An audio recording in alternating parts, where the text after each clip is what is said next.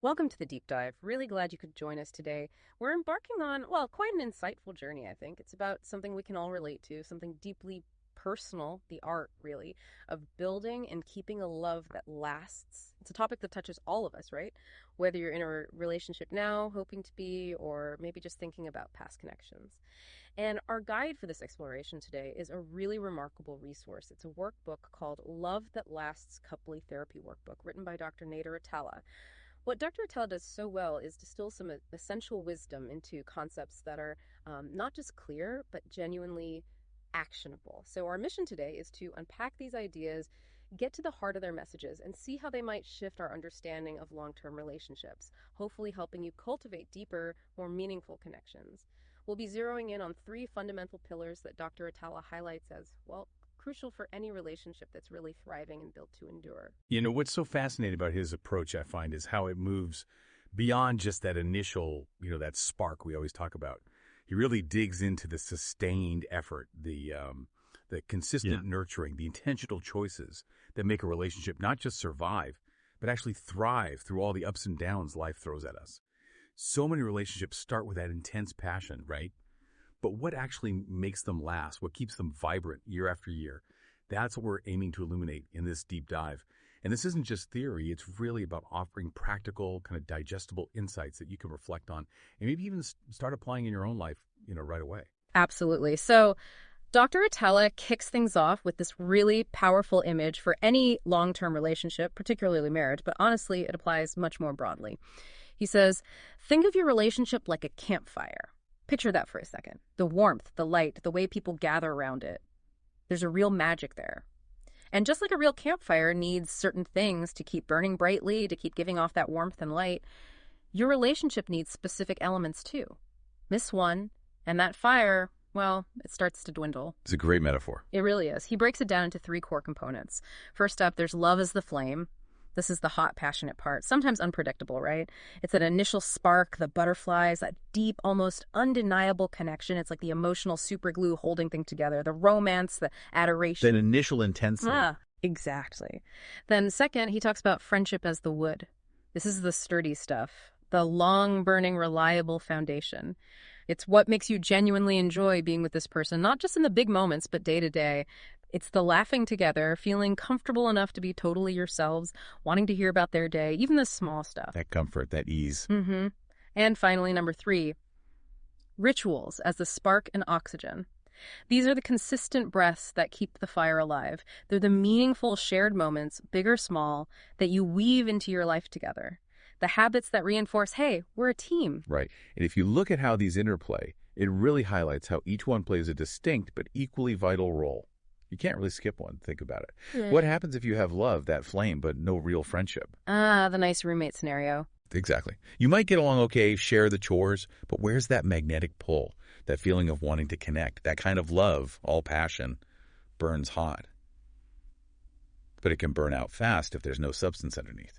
No wood for the fire, essentially. It lacks that sturdy base once the initial infatuation cools. Makes sense. And then flip it. What about friendship without love? Fireworks. Kind of like fireworks, yeah. Yeah. Amazing for a bit, maybe, but then what's left? When the initial excitement of just being pals fades, can you actually hang out? Do you like them beyond just being friendly acquaintances? It might feel safe, comfortable even, but it can slide into being boring. It lacks that spark, that excitement, that deep emotional priority you find in a romantic partnership. Great pals, but maybe not life partners. Okay. And the last imbalance. Rituals without the other two. That's when you're just going through the motions, isn't it? Yeah. Checking the boxes. Date night Tuesday, we talk about our feelings on Sunday, but it feels empty, forced even.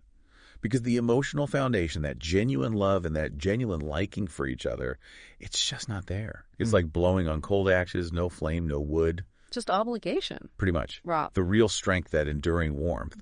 It truly happens when all three elements are working together, when they're all present and being actively nurtured. That's how you create a relationship that's passionate, yes, but also substantial, enjoyable, and consistently cared for. Complete campfire, giving off both heat and light, hopefully for a long, long time. That synergy is definitely the goal. And Dr. Attalla poses this really insightful, maybe even a bit challenging question related to this. He asks, do you actually like your partner? Not just love them in that big abstract sense, but do you like them as a person? It's a confronting question sometimes. It really is. Can you be completely authentically yourselves together, warts and all? Do you genuinely cheer for their wins, like really feel happy for them? Yeah. He even suggests imagining meeting your partner today, say at a party. Would you genuinely want to be their friend? Would you gravitate towards them, want to hear their stories? That's a powerful thought experiment. It strips away all the history and expectations, doesn't it? And just asks us about that fundamental human connection, which actually leads us perfectly into this next key idea, renewal. Because even the brightest flame, that initial love, needs feeding, it needs attention, or it will fade. Absolutely. That initial spark is amazing, but it's not self-sustaining. Exactly. Every love story starts with that excitement, those butterflies. But Dr. Attalla points out that flame will dim if you don't actively feed it. Relationships rarely just explode dramatically. More often, they fade. Slowly, quietly. They get buried under the routine, the laundry pile, the endless scrolling on our phones. That silent drift between two people who just stop making the effort. The daily grind can really take a toll. It really can. He uses a simple metaphor, like a wilted plant on your windowsill. You see it drooping, looking sad, but give it some water, some sunlight, a bit of attention, and it perks right back up. He says your relationship is the same. Renewal isn't about wiping the slate clean or pretending the past didn't happen. That's impossible and probably not even desirable. Right, you can't unlive your history. Exactly. Renewal is about rediscovering what made you fall in love in the first place. And then, this is the crucial part, choosing to fall in love again, intentionally. With open eyes, open hearts, knowing everything you know now. It's about consciously shifting from relationship autopilot back into intentional passion. Which naturally brings up the question, okay, how? How do we get that initial electric feeling back? And Dr. Attalla offers some really wise advice here. He says, don't chase those original butterflies, that all-consuming, slightly exhausting infatuation of early love. It's not really sustainable long-term. Right, it's a specific phase. It is. Instead, he says the goal is to cultivate something different, a sustainable, beautiful, and life-filled butterfly garden. Oh, I like that. A garden, not just chasing individual butterflies. Exactly. It conveys this idea of nurturing something enduring, something vibrant that attracts beauty naturally, rather than frantically trying to recapture fleeting moments. It's about creating an environment where love can flourish consistently. Yeah. He also uses another great analogy. Renewing love is like updating your phone's software. Okay. You don't necessarily need a whole new phone, right? You just need to clear out some old cache, maybe delete some apps you don't use, install some fresh energy, and reboot the systems that have gotten sluggish. Like flirting or laughing together. Precisely. Rebooting those old apps like flirting or talking for hours about nothing and everything or laughing until your sides hurt. It's about optimizing the amazing relationship you already have, bringing back its peak performance. That makes so much sense. And this is where it gets really interesting, especially when you look at the science behind some of his suggestions. He highlights a really powerful, cozy ritual, taking a trip down memory lane together. Ah, reminiscing. Yes, but specifically doing it together. When couples actively share positive memories, recounting them, reliving them out loud, their brains actually release the same neurochemicals, the same feel-good stuff like dopamine, oxytocin, serotonin that they experienced during the original event. Wow, really? So you're literally getting a hit of that early relationship feeling. You are. It's like tapping back into that initial high, but now you have the added layers of shared history, wisdom, and depth. You're essentially reinforcing those positive neural pathways associated with your partner and your shared experiences. It's incredible. And remembering together is fundamentally different from just thinking about the past on your own. When you co-create the narrative of your shared past, telling the story of your first kiss or that disastrous but hilarious first date attempt, you're not just recalling facts. You're actively building and reinforcing a shared story. It becomes a narrative that says, this is us. This is our unique story. This is why we matter together. Yeah. Psychologists actually call this relationship storytelling. And the research is pretty clear. Couples who regularly engage in this positive reminiscing report higher relationship satisfaction, stronger emotional bonds, and significantly better resilience when facing challenges. It's like building up an emotional savings account. That's a perfect way to put it. An emotional savings account you can draw from when times inevitably get tough. That's such a powerful concept, and it really highlights how intentional reflection, even just talking about the past, can pay huge dividends. Dr. Attalla encourages us to think about this. Maybe ask yourself, when was the last time you and your partner really sat down and reminisced about a happy memory together? How did it actually feel afterwards? Simple questions, but revealing. Totally. And do you tend to initiate those moments, or could you maybe make a more conscious effort to bring them up? It doesn't have to be a huge production. Just a small opening. Right. He also gets us thinking about how that shared history, all those memories, good and bad, have helped you both get through difficult times in your relationship. How has it made you stronger together? And looking ahead, what new adventures or maybe even small new rituals do you think could genuinely add some spice, some renewed energy for both of you? And the workbook is great because it doesn't just ask questions. It offers concrete activities to spark this renewal. Simple things you can actually do. Like what? Well, he emphasizes picking just one thing to start. Consistency over complexity. But think about this for yourself. When was the last time you went on an actual date? Ooh, define actual date. Exactly. Not running errands together or grabbing quick takeout between kid activities, Huh. but a real, intentional date where the sole purpose was to connect and remember why you enjoy each other's company.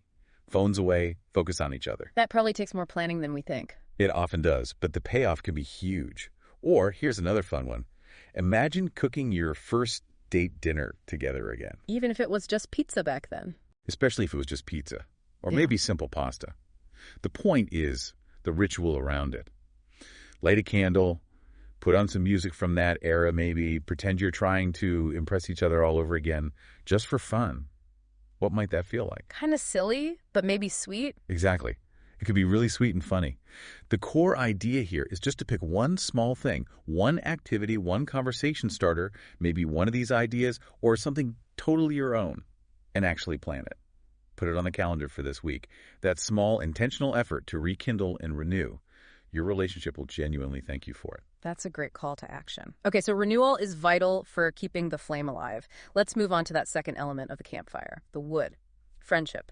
Here's a core truth from Dr. Attalla that really struck me, maybe because it gets right to the heart of just living together day to day. He says it's not just about love. It's about genuinely liking the person you share your life with. That distinction is so important. Yeah. Liking versus loving. It really is. He even brings in a quote from the philosopher Friedrich Nietzsche, who apparently said, "It is not a lack of love, but a lack of friendship that makes unhappy marriages." Wow, Nietzsche on marriage counseling. Right. But it nails it, doesn't it? You can love someone deeply, feel committed, maybe even passionate still, but you can also find them incredibly annoying sometimes, or feel disconnected, or just bored in their company. We've all been there. Totally. But when you also genuinely like them, when you enjoy their company, laugh easily together, actually want to hear about their day, and just generally choose to be around them, that's when things feel really good. That's when the relationship takes on that resilient, joyful quality. It's the wood that keeps the fire warm and steady. Absolutely. And this raises a really practical question. What actually makes your best friendships work? Think about your closest friends. What are the key ingredients there? Dr. Attalla points out these core elements of strong friendships and stresses how crucial they are inside a romantic relationship, too. Okay, what are they? First, pretty obviously, genuine enjoyment. Yeah. Do you still find your partner interesting, fun to be around, engaging? When you have unexpected free time, is your first thought, great, I can hang out with them? Or is it something else? Good question. Second, natural curiosity. Are you still genuinely curious about their inner world, their evolving thoughts, their dreams, what happened in their day? Or have you maybe slipped into assuming you know it all, stopped asking those follow-up questions? How was your day? Fine. End of conversation. Exactly. That lack of follow-up. Third, shared humor. Do you still laugh together? I mean, real, deep, maybe even silly laughter? Humor is such a strong indicator of friendship. It means you're on the same wavelength, you get each other's quirks. And finally, and he says this one, it's huge. Basic kindness. Ah, kindness again. Yes. Do you treat your partner with the same fundamental kindness, patience, and respect that you would almost automatically show a good friend or even a colleague or a stranger? Ouch. Maybe not always. It's a common pitfall. Or do you tend to save your best self, your patience, your energy for people outside the home and give your partner whatever's left over at the end of the day? True friendship means showing up with kindness, even when you're tired or stressed. That point about basic kindness really hits home. It's so easy to let our guard down, maybe too much, with the person closest to us, to take them for granted. So let's talk about what happens when friendship fades, because it does happen. You might recognize this feeling.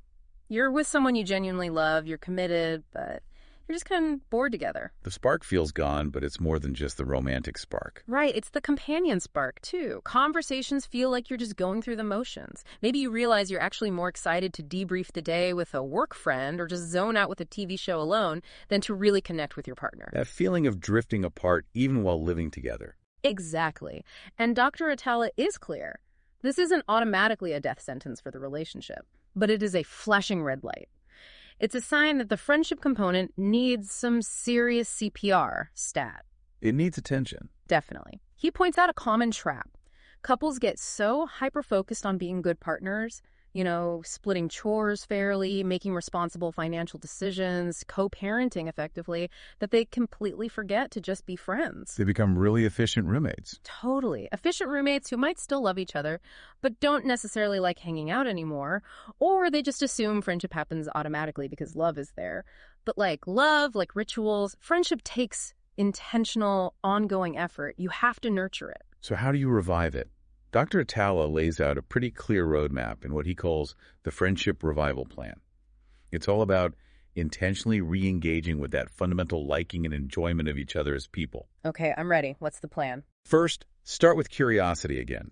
Ask questions you genuinely don't know the answers to anymore, things that go beyond the surface logistics of life. What's something you've been thinking about lately that has nothing to do with us or the kids? Or what's a random small thing that made you smile this week? Opening the door to discovery again. Exactly. Reopening those channels. Second, actively rediscover what makes them laugh. Send them that stupid meme you saw that you know they'll find funny. Share the ridiculous story from your commute. Maybe intentionally watch a comedy special together instead of another heavy drama. Dr. Attalla calls humor relationship vitamins essential for health. Relationship vitamins, I like that. Third, and this is critical, do something together that has absolutely nothing to do with your shared couple responsibilities. No chores, no bills, no scheduling talk. Zero. This is purely for fun, purely for enjoyment. Go play mini golf. Take a random cooking class. Watch a weird documentary you're both curious about. Go for a walk with no destination. Anything that reminds you that you actually enjoy each other's company just for the sake of it. Also, be actively interested in their world outside of the relationship. Ask about their work friends by name. Show interest in their hobbies. Listen like you would to a new friend you're trying to get to know with genuine curiosity. And finally, bring back playfulness. Tease each other lovingly. Revive old inside jokes. Be silly together. Dance in the kitchen while making dinner. These are such simple yet potentially powerful suggestions. They really make you stop and think, don't they? Dr. Attalla encourages some self-reflection here too, like asking yourself honestly, do you still like your partner, who they are right now, today? Or are you maybe more in love with the idea of being a couple? The history, the label us. Keep questions. They are. Yeah. And when was the last time you both laughed uncontrollably together? Laughed so hard you couldn't breathe? Think about that. He also pushes us to consider, are you as kind, as patient, as polite to your partner on a daily basis as you probably are to strangers or coworkers or even the barista who makes your coffee? That one stings a little sometimes. It can, right? It's a really valuable check-in. And again, he doesn't just leave us pondering. He offers some great actionable activities specifically designed to help reignite that friendship spark. Or homework. Fun homework. Think about this. Planning a trip together. Even if it's just a weekend getaway to a nearby town you've never explored. There's something about navigating a new place together, tackling little travel challenges, sharing new experiences. It powerfully reminds you that you're a team, partners in adventure. Changes the dynamic. It really does. Yeah. Or here's a simpler one. Try a laugh track challenge. Pick a genuinely funny TV show, a stand-up special, maybe even just silly YouTube videos. Put your phones completely away. Commit to just watching and laughing together. No multitasking, just sharing that pure, simple fun. Let the shared humor connect you. Because ultimately, friendship in a long-term relationship is about showing up for each other, being kind even when you're exhausted, and yes, sometimes just laughing at the same stupid memes. It's what elevates you from just being roommates to being true partners in crime, partners in life. Partners in crime, I like that. Okay, so we've covered love, the passionate flame, and friendship, the sturdy, long-burning wood. That brings us to the third essential element of Dr. Attalla's campfire, the spark and oxygen rituals. He calls rituals your relationship's secret superpower, which sounds intriguing. It does, yeah. They might sound a bit formal or stiff, the word ritual, but he reframes them beautifully. He says they're like your relationship's handrails. Think about that when life gets bumpy, chaotic, stressful, which it inevitably does. These little consistent moments act like handrails, keeping you grounded, keeping you connected. They're like quiet whispers throughout the day or week saying, hey, this moment, this is ours. Anchors in the chaos. Exactly. And they don't have to be grand things. Think about the small, consistent stuff that might already be part of your shared life. Maybe about you even labeling it a ritual. That morning coffee chat before the day explodes, the specific way you kiss goodnight, making pancakes together every Sunday, that annual road trip you always take. Maybe it's just always watching a certain show together on Thursdays. Even texting drive safe when one of you leaves. Yes, even that. These aren't necessarily huge, elaborate gestures. They are often small, repeated, meaningful actions that become woven into the fabric of your relationship, part of your unique rhythm. And the benefit. He says it's significant. Couples who intentionally cultivate and protect these rituals tend to feel more secure, more appreciated, and more emotionally in sync with each other. It's not about the one-off grand gesture then, not primarily. It's the steady drip of connection from the daily check-ins, the silly inside jokes only you two understand, the shared playlist that tells your story. These things turn an ordinary Tuesday evening into something potentially meaningful. They act like emotional glue, constantly reinforcing, we're a team, we have history, we have this special connection. And they need to be personal, right? Absolutely. They don't need to be Instagram perfect or something copied from someone else. They just have to be authentically yours, meaningful to you two. Even something as simple as a consistent goodnight kiss can be an incredibly powerful anchor, a daily, tangible reminder that whatever happened during the day, good or bad, you're still choosing each other. You're still connected right here, right now. And, the science really backs this up, too. It's not just a nice idea. Oh, yeah. What does the research say? Well, some well-known Harvard research found that around 70%, a big majority of couples, naturally create these little rituals for themselves. And the key finding was that those couples who did have these shared rituals reported significantly higher relationship satisfaction and commitment. So there's a real link there. A tangible link. But here's the really crucial insight from that research, which echoes Dr. Attalla's point perfectly. It's not just about doing stuff together. Lots of couples do stuff together. Right. What truly matters, what gives the ritual its power, is that both partners see that shared moment, that activity, as meaningful. It's the shared significance, the shared understanding that this is special to us that makes the difference, not how fancy or complicated the ritual itself is. So the same activity could be a chore for one couple and a cherished ritual for another. Precisely. It's all about the meaning you both invest in it. The Harvard study found common examples like weekly date nights, sure, but also really small things, small affection rituals, like a specific type of hug or kiss developed over years, thoughtful gestures like always sending a good morning text.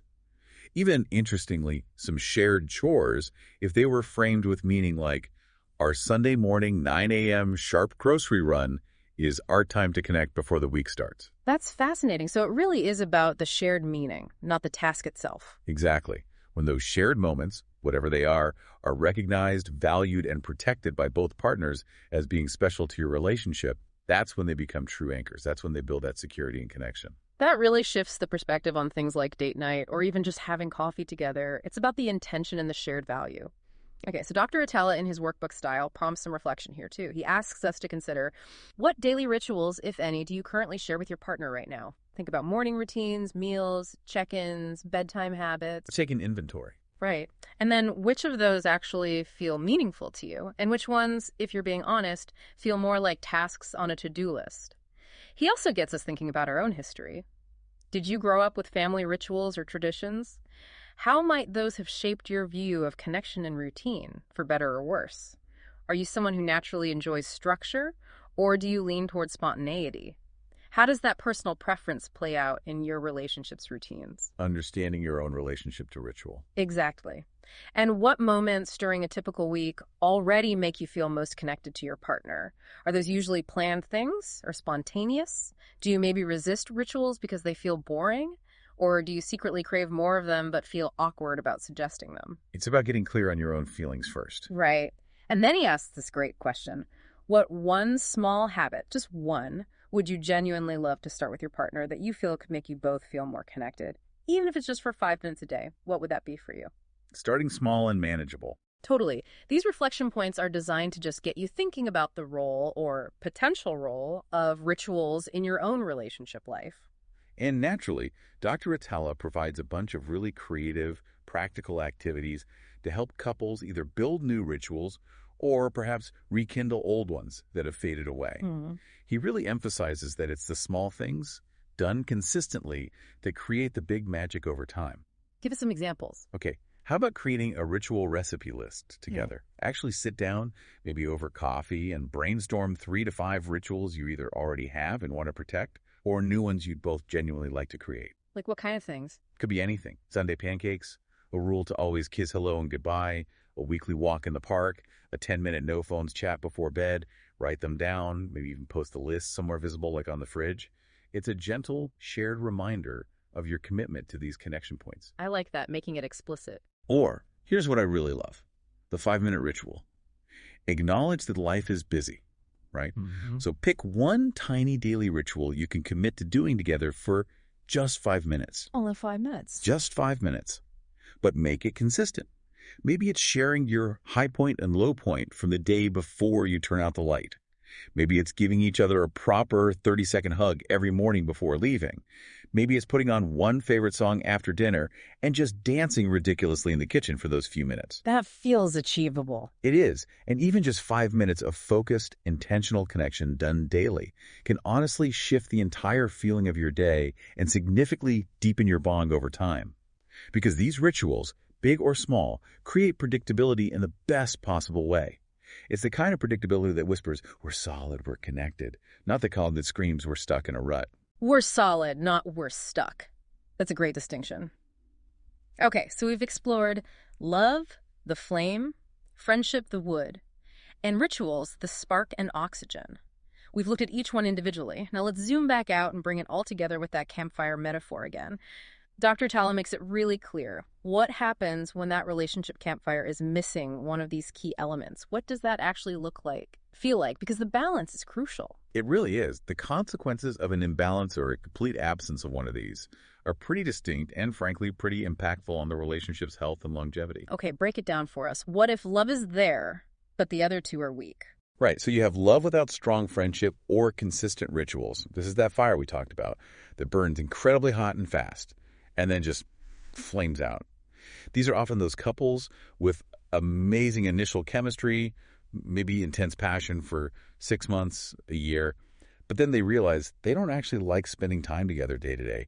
There's no deep, reliable foundation of friendship and no consistent nurturing through rituals to keep things going when the initial blaze dies down. Burns bright, burns fast. Exactly. Now, what about friendship without love or rituals? The comfortable roommate stage. Precisely. It feels safe, maybe even pleasant, but ultimately, Right. it's boring romantically. You become great cohabitants, you get along fine, maybe even enjoy each other's company on a surface level, but you've lost that romantic spark, that heat. There's no passion pulling you together, maybe less excitement about prioritizing couple time. And often, the consistent, intentional connection through meaningful rituals is also missing, which just leads to more stagnation. You're just coexisting. Okay. And the last scenario. Rituals without love or friendship. This is the going through the motions trap.